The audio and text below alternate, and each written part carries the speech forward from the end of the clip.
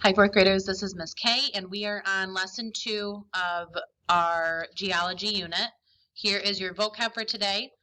Our first word is a noun, and that is a seismic wave, which is a surge of energy that travels out from an earthquake source. We'll look at that closer in the chapter. Pressure is the weight or force produced when something pushes against something else. Basalt is a heavy, dense rock that's formed when lava cools. Magma is melted rock in Earth's mantle. Lava is a red-hot melted rock that erupts from underground in the Earth's crust. A basin is a large area in the Earth that is lower than the area around it. An ocean trench is a narrow, really deep valley that's formed when the seafloor dips down as one plate slides under another.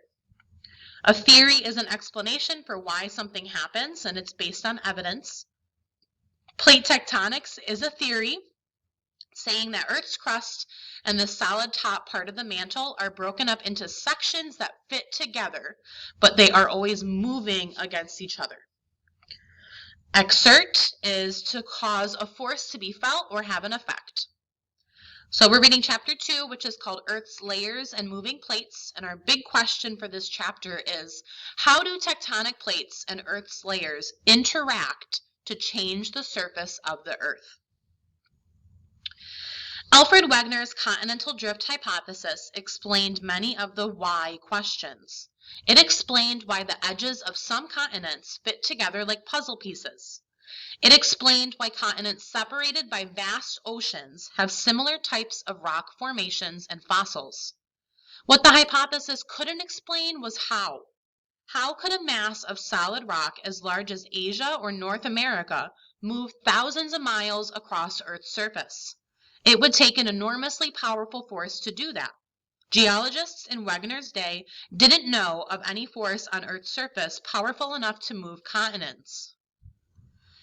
As a result, most geologists rejected the idea of continental drift. For decades, Wegener's hypothesis was harshly criticized. Still, a few geologists thought Wegener was on the right track. What if the driving force behind continental drift was below Earth's surface? How can you discover what lies beneath Earth's crust? Oddly enough, earthquakes helped scientists answer these questions. What waves reveal. Have you ever tossed a small rock into a pond? Little waves travel out from the spot where the rock hits the water's surface. Although you can't see them, waves travel through the water below the surface too. An earthquake is a bit like a rock plunking into the water. During an earthquake, the ground shakes. The shaking is caused by waves of energy traveling out from the earthquake source through the earth. Scientists call these seismic waves. Powerful seismic waves can travel very long distances. They can travel through Earth's crust and deep into its interior. So this rock, they're saying, is similar to when an earthquake happens. There is a spot where it happens, which would be right here, and then wherever that spot is, it's going to send those waves out into the earth and to the crust.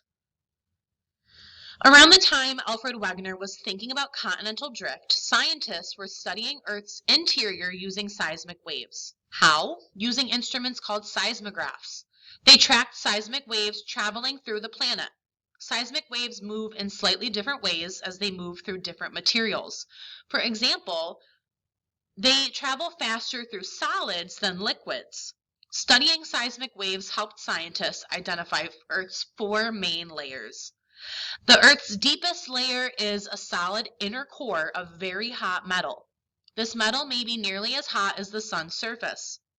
The next layer, the outer core, is also made of hot metal, but it's liquid, not solid.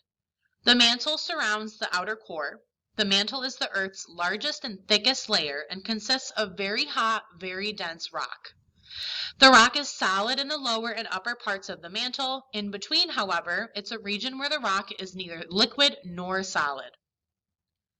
And this is part of the Earth's layers that we're going to talk about, and it's saying that continental crust features solid rock mass called bedrock. Bedrock is the outside layer of the crust. So you can see that here. And it's covered with topsoil, and topsoil supports plants. The slow movement and behavior of this material caused by heat and pressure has an impact on Earth's surface. Above the mantle is Earth's outermost layer, the thin, rocky crust. There are two types of crust, oceanic crust and continental crust.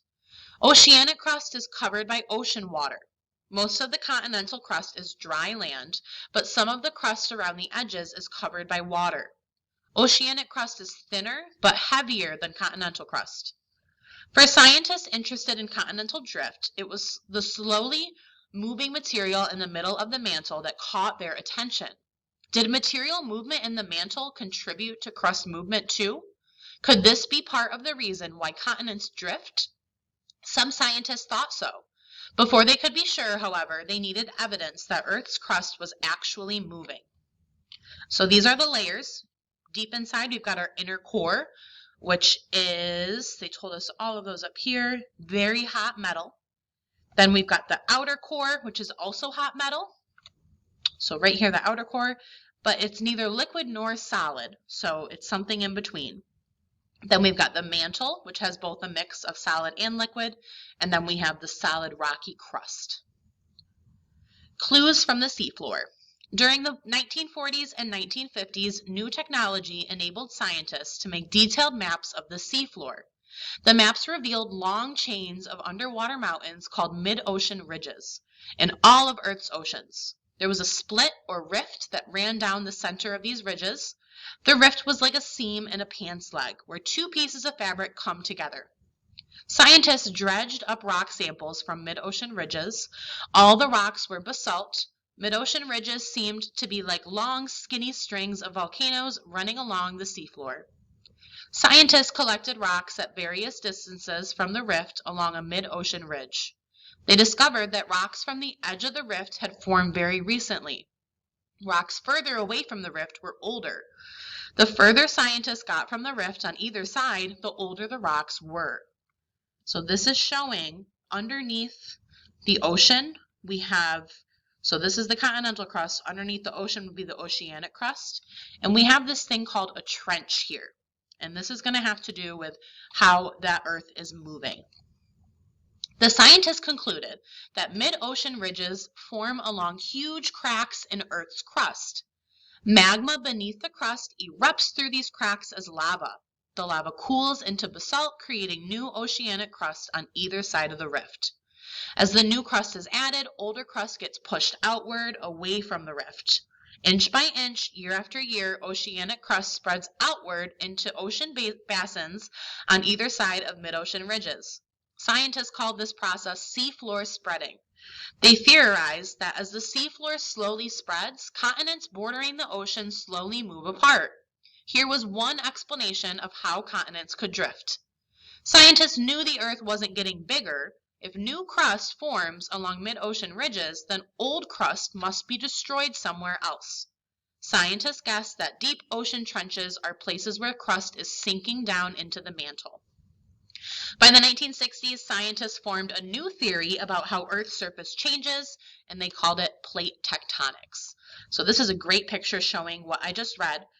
So deep down we've got the mantle, and this right here is where the ridge is, and as you can see, it's breaking apart the Earth. That lava is, or the magma is coming out, and as it opens up, the seafloor spreads out.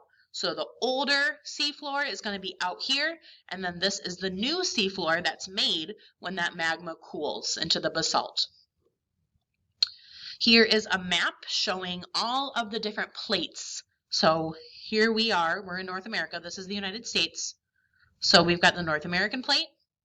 To the left of us over here, we've got the Juan de Fuca plate, and then the Pacific plate, which is an oceanic one. Down here is Africa. So to the west of Africa, we've got the Nazca plate. Here's the African plate, the South America. I'm sorry, I just said this was Africa. It is South America. Africa's over here, my bad. So next to the South America plate to the west, we have the Nazca plate, and to the south, we have the Scotia plate. So these are all the different plates across the world, and they make up the ocean and the land. Scientists are still learning about plate tectonics. The theory of plate tectonics states that Earth's crust, together with the solid top of the mantle, is broken up into sections. So these are the sections that it's broken up into. These huge rocky slabs are called tectonic plates. Here's the rest of the map. So here's the Europe and Asia plate, Eurasian plate. We've got the Pacific plate, the Indo-Australian plate. Tectonic plates fit tightly together, but they aren't fixed in place. They can move. They move because of heat and pressure in the mantle. As the material in the mantle slowly moves, it exerts an enormous amount of pressure on the overlying plates. All that pressure forces the plates to move as well, very, very slowly. Earth's tectonic plates have been slowly moving and interacting for billions of years. They interact mostly along their edges or boundaries. Plate boundaries are where two or more tectonic plates meet. So if the ridges under the Earth's crust are moving, that makes these plates move as well. So they also talked about how in the mantle, we talked about that material that was moving in the mantle. As that material moves, it makes the plates over it very slowly move as well. All right, so here's the different ways that these plates can move. At some boundaries, tectonic plates are moving apart. As the plates separate, molten rock flows up from the mantle into the space between them, creating new crust. Mid-ocean ridges are an example of this type of plate interaction. Tectonic plates along the mid-ocean ridge in the Atlantic Ocean are moving apart at a rate of 0.8 to 2 inches per year. That may not seem like much, but it adds up. 200 million years ago, the land masses of North America and Europe were joined. So were South America and Africa. Thanks to separating plates, these continents now lie on opposite sides of a vast ocean. So this is showing the two plates moving apart and then all of that molten rock coming up to fill in the space. Here is another type of movement called colliding. So they are crashing together. In some places, colliding plates slowly crash into each other. The crust at their edges gradually crumbles and is pushed higher and higher, creating mountains. In other places, one of the colliding plates slides under the other. So this is colliding. They're pushing together and then they push up to create mountains. This one is called subduction down here. So two plates are colliding this way along, oh, sorry, I already read that part. A heavier oceanic plate is sliding under a lighter continental plate. Scientists call this subduction. So if one is going over another, so the heavier goes under the lighter one, that's called subduction. And that creates deep ocean trenches like it has off of Chile and Peru. And it also has a role in creating the Andes Mountains in South America. Similar plate interactions have formed mountain ranges through Earth's long history. All right, so subduction is a type of collision, but it's different because it is specific to the plate sliding under the other one. So subduction, it means it's sliding underneath another plate. Hope that makes sense. All right, and here's the last way, when they slide sideways like this. It's never a smooth process. The edges press hard together and they often get stuck while the pressure keeps building. Eventually the pressure gets too great and the stuck edges break free, causing the plates to jerk past each other. Providing the answers. The theory of plate tectonics answered many questions in geology. It explained how Wegener's Pangea broke apart. It explained how the continents have been slowly rearranged over millions of years. The movement of the plates also explained mid-ocean ridges, deep ocean trenches, patterns in the locations of mountains, and many other features on Earth's surface. The theory has become the cornerstone of modern geology. As plates move, interesting things happen. Most of the time, they happen incredibly slowly. Sometimes, though, the effects of plate movements are sudden and dramatic. This would be like in earthquakes and volcanoes. All right, this little section here talks about a Danish scientist, and he worked on collecting really important information about the Earth's layers and about this movement we are talking about. Okay, we are running a little bit short on time, so I'm not going to read your questions today, but they are all there. Let's move over to skills. We're going to review that comma we learned about the other day. So there's a few different ways we use commas. If it's a short pause, so first, write your name. If it's a list, I have pencils, comma, pens, comma, and paper. There should be a comma in between each item in a list. We use commas in dates, so January 20th, comma, 2015. And we also use commas when we're talking about states and cities. So Denver is the city, Colorado is the state. We put a comma in between them to separate. Here's some examples of how you do that correctly. So as you can see here, Concord, North Carolina, they added the comma in between the state and the city. We've got a list here. They added a comma after each item, and then they added a comma after the day before the year in the date. So you're going to rewrite these sentences and add the commas where they belong. So if you want, you can just copy this. So right-click, copy, paste it, and then add in the commas where you need to. That can save you a little bit of time. All right, next section, you're going to fill in the blank. So we're looking at adjectives and adverbs. Remember that an adjective describes a noun, an adverb describes a verb. So if you're looking at that ly at the end, it's got to be describing a verb. And the last piece is similes. So similes compare two things. I just want you to read the simile and then tell me what it means. All right, so in your own words, what does that mean to you? What is a simile saying? All right, that's it for today. Have a wonderful day. I will see you all next time. Bye, Adams.